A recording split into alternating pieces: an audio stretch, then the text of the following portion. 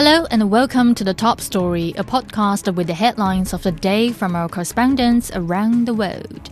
I'm Tianlu. Coming up in this edition. Iranian state television says Israel has attacked the country's Arak heavy water facility. The US has threatened a possible travel ban on 36 countries, citing deficient screening and security concerns. And nearly 2,500 exhibitors from 48 countries are taking part in the ongoing Paris Air Show with civilian aircraft, drones and autonomous aerial vehicles on display.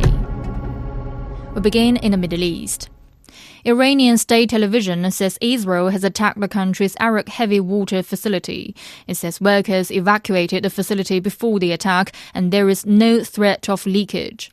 Israel previously warned of a potential strike on the facility, urging civilians to leave. John Gambrell with the Associated Press explains why Israel has targeted the site. Iran's heavy water reactor at Arak has long been a concern for nuclear nonproliferation experts, and that's because that reactor could potentially allow Iran to have another avenue towards a nuclear weapon, should Tehran choose to do so. Now, a lot of attention has been focused on Iran's nuclear program because it enriches uranium gas up to 60%. That's a short technical step away from weapons-grade levels of 90%. But a heavy water reactor comes at it a different way. It produces plutonium as a byproduct, and plutonium is fuel for an atomic weapon. Now, this Arak heavy water reactor has been a focal point for the West in the past, including in Iran's 2015 nuclear deal with world powers.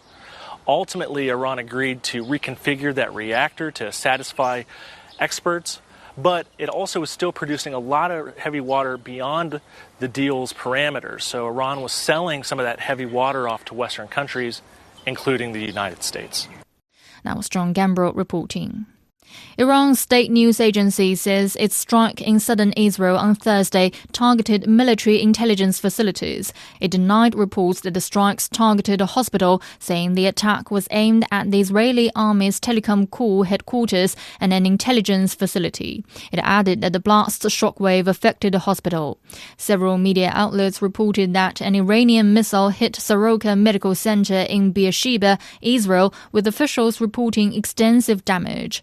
Initial assessments also reported that Iran has launched the largest round of attacks over the past 48 hours, with over 20 missiles fired. Jonathan Regev has more from Tel Aviv. What is basically happening here is that there's still warnings, still missiles incoming at a smaller rate. I can tell you that we got a warning saying that missiles may be heading towards our direction. So I may have, if that happens, and we may have sirens, I may have to leave the broadcast. Things are still happening, missiles are still coming, not at the rate that they did before, not at the same amounts. We're not speaking of 100 plus missiles every time, but missiles are incoming. This is something that is ongoing, and Israel is on the one hand trying to return to normalcy, trying to return the market to operation, something that has not happened for nearly a week now, but still missiles are coming, and still there's need for concern. And now again the alerts are coming saying that missiles can be arriving to this area at any time.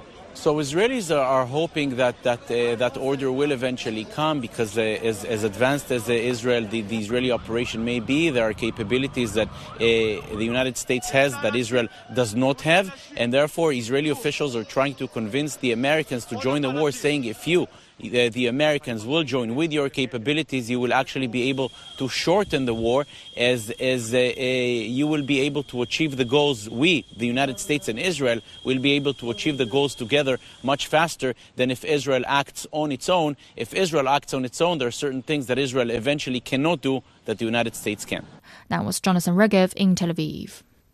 Iranian Foreign Minister Said Abbas Arakchi says his country is committed to diplomacy but will also continue to act in self-defense. Supreme Leader Ayatollah Ali Khamenei has warned the US that it could suffer irreparable damage if it intervenes in the Iran-Israel conflict. He also says that his country will never surrender.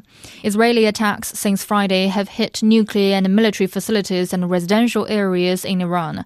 Hossein Masada, who witnessed explosions in Tehran on Wednesday, has more. It is almost near, see what's in the northeast or east of Tehran, you can listen another explosion, another big explosion hit Tehran. New explosion just happened. The air defense system are trying to intercept the hostile objects here, as you hear the sounds. The number of explosions are getting increased. In a significant message, Iran's supreme leader declared that this war has been imposed on us and firmly stated that Iran will never surrender. Millions of residents have begun evacuating the city. Long lines at gas stations, especially on the outskirts, reflect the growing anxiety as people try to flee possible danger zones. Despite the escalating situation, the Iranian government's response in terms of public services has so far been notably strong. Essentially, utilities, water, gas, electricity, and medical care continue without interruption, ensuring a degree of stability in the middle of chaos. Internet access remains available, though it is limited and disrupted in some areas. A likely response to security concerns, of course. Still, daily life has been deeply affected, and uncertainty about what lies ahead weighs heavily on people's minds. That was Hossein Niamazda reporting. Meanwhile, hundreds of Iranians have also fled to neighboring Armenia and Azerbaijan since the conflict with Israel broke out on Friday. Government officials from the two countries say over 700 foreigners living in Iran have also crossed their borders. Gayani Alexandyan has more from Armenia. There are no official figures yet on how many Iranians have crossed the Armenian-Iranian border since Israel began its strikes on Iran. But what I'm seeing here at the border, the number appears to be growing. In just several hours, I have seen hundreds of Iranians crossing the border with heavy suitcases, clearly prepared to stay here for an uncertain period. So far, they are not entering Armenia as refugees. No such status has been confirmed. However, in the Armenian border city of Mehri, there are a lot of Iranians who have settled there, and the hotels are just out of space.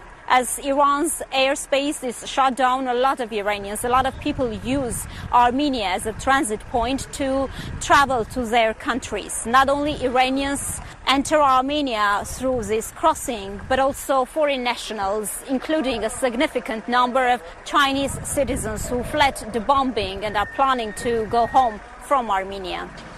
That was Gayani Alexandyan reporting. In the United States, U.S. President Donald Trump says he has not decided whether to join Israeli strikes on Iran. He met with his national security team at the White House on Wednesday. Washington has not issued a statement on the discussion. Media reports say Trump has privately approved of attack plans against Iran, but is withholding the final order. Jim Spellman reports from Washington, D.C. Trump has encouraged Israel to keep going with its attacks on Iran, but the big question here is whether the U.S. will become more directly involved in the conflict. Trump's caught between competing factions among his supporters. They're the isolationist, America First base faction, which does not want the U.S. involved in any foreign wars, while the more hawkish wing of the Republican Party is heavily pro-Israel, and some in that wing are pushing for direct U.S. military intervention. Trump has called for Iran's unconditional surrender and said Iran can never have a nuclear weapon. But at this point, he's not indicating publicly which way he is leaning on U.S. military intervention. But he says he may make a last-minute decision. Listen. I have ideas as to what to do, but I haven't made a final. I like to make the final decision 1 second before it's due, because things change. I mean, especially with war. Things change with war. It can go from one extreme to the other. War is very bad. We'll see what happens. I've been asked about it by everybody, but I haven't made a decision. Trump says, though, he is still open to negotiations with Iran. Several Democrats on Capitol Hill and at least one Republican have raised concerns that Trump could unilaterally choose to enter the war without seeking congressional sign-off. They say that is against the law, and they've introduced legislation that would require Trump to seek approval of Congress before launching attacks. That legislation not likely to pass. Sally, this is likely to come down to a decision of one man, Donald Trump. That was Jim Spellman reporting.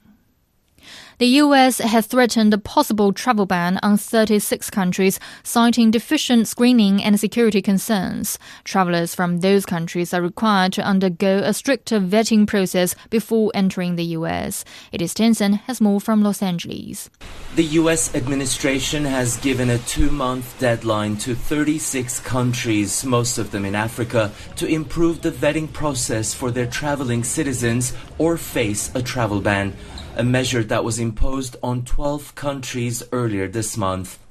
To further safeguard the American people, President Trump has signed a new directive restricting the entry of foreign nationals from specific countries to protect the United States from foreign terrorists and other national security and public safety threats.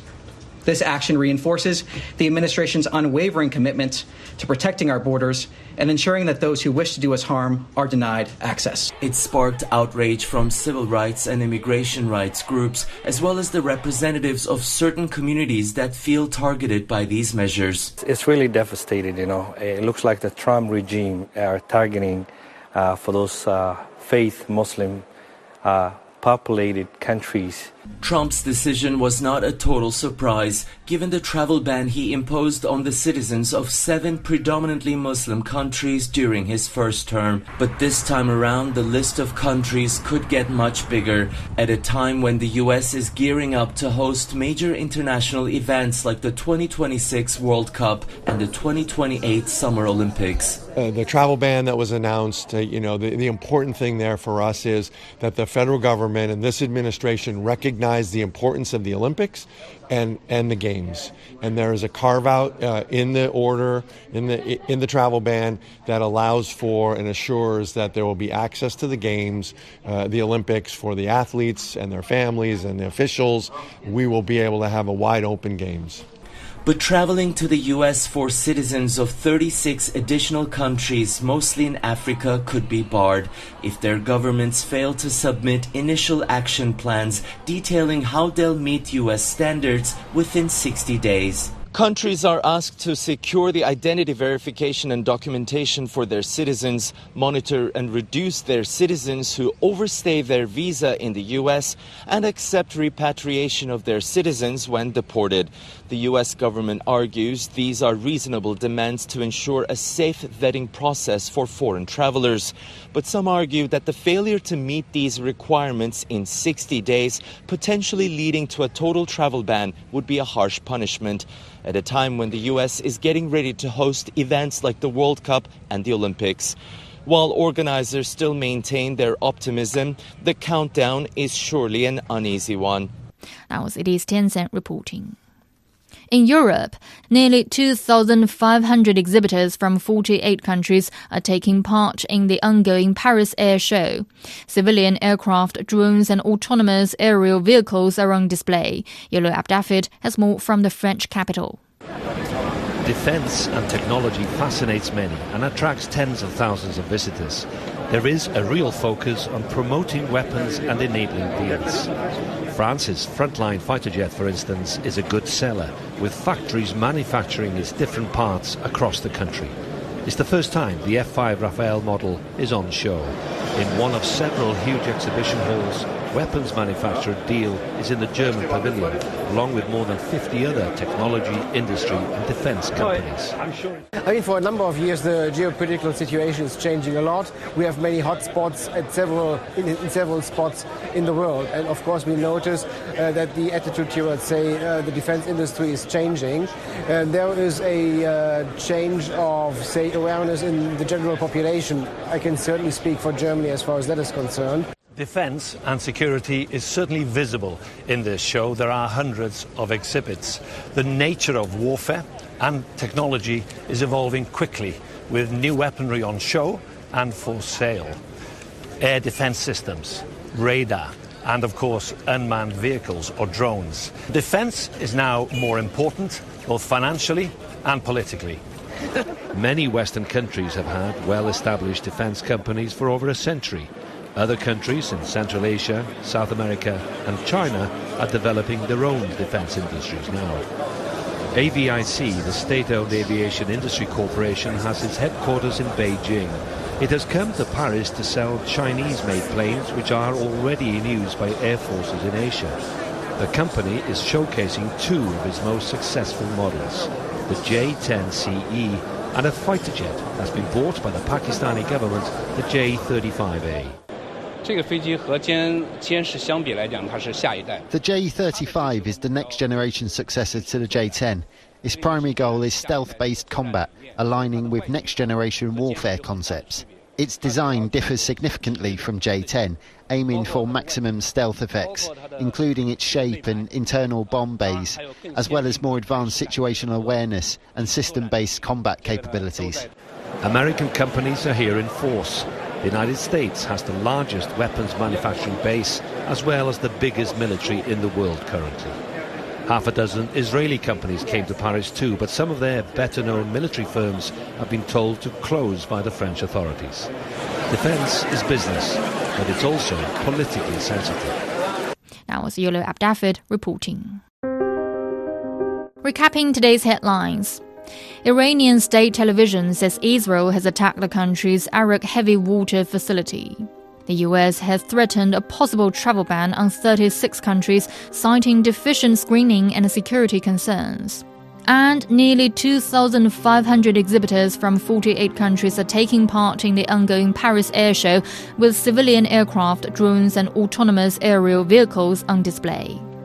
That's it for this edition of The Top Story, a podcast that brings you world headlines every weekday. For more news in politics, business, sports and culture, you can subscribe to the Beijing Hour, a one-hour podcast news magazine program. We welcome and appreciate all ratings and reviews. I'm Tianlu. Thank you for listening.